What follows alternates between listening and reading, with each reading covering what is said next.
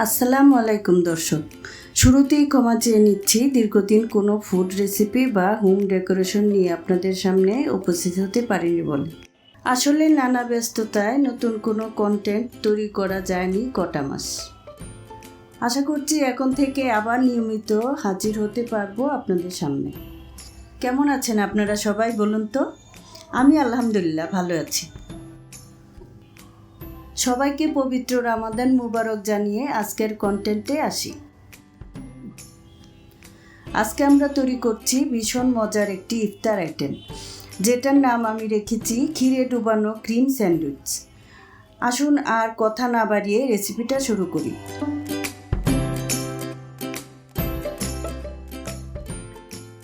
Cream sandwich তৈরিতে আমাদের লাগবে শেপ করে কাটা পাউরুটি, দুধ, ডিম, কনডেন্স মিল্ক, কর্নফ্লাওয়ার, বাটার,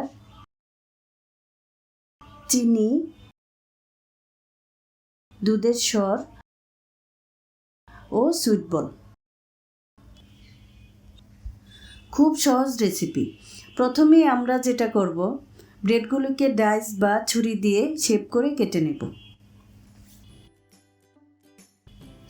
তারপর একটা পাত্রে কিছুটা দুধ নিয়ে তাতে একটা ডিম ভেঙে দিয়ে ভালো করে ফেটিয়ে নিতে হবে।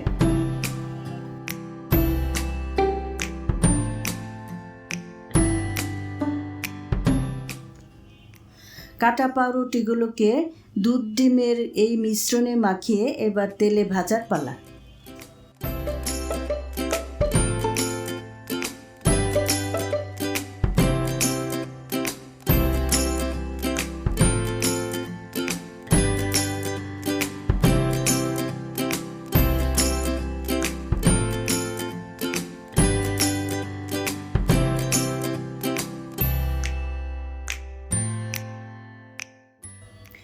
তারপর চুলোয় দুধ বসিয়ে তাতে চিনি ও কর্নফ্লাওয়ার দিয়ে ক্ষীর তৈরি করে নেবেন।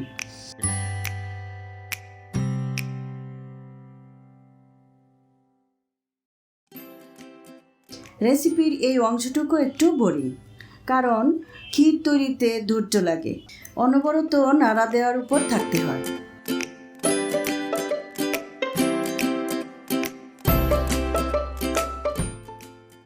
এবার আমরা স্যান্ডউইচ তৈরি করব।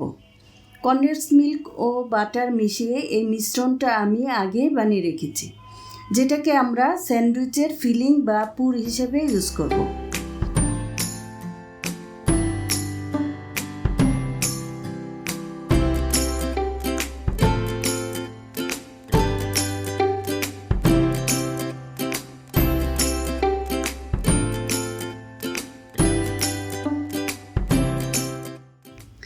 স্যান্ডউইচ তৈরি হয়ে গেলে এগুলোকে অনেকটা দুধ চিতইয়ের মতো ক্ষীরে ডুবিয়ে দিলেই রান্না শেষ।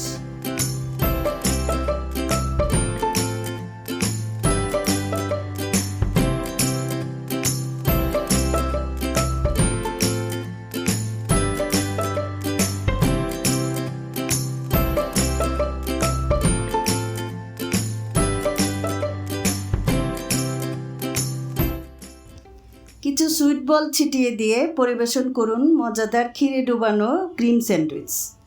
আপনি চাইলে কিছুক্ষণ ফ্রিজিং করেও পরিবেশন করতে পারেন।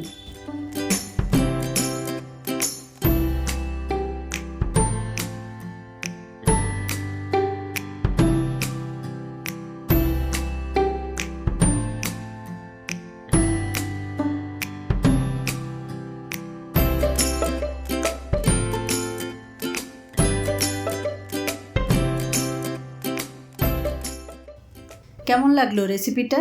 ভালো লাগলে অবশ্যই লাইক এবং সাবস্ক্রাইব করবেন। আপনি কি এটা তৈরি করে খেতে আগ্রহী, নাকি আপনার এটা একেবারেই ভালো লাগেনি? একটু কমেন্ট করে জানান তো।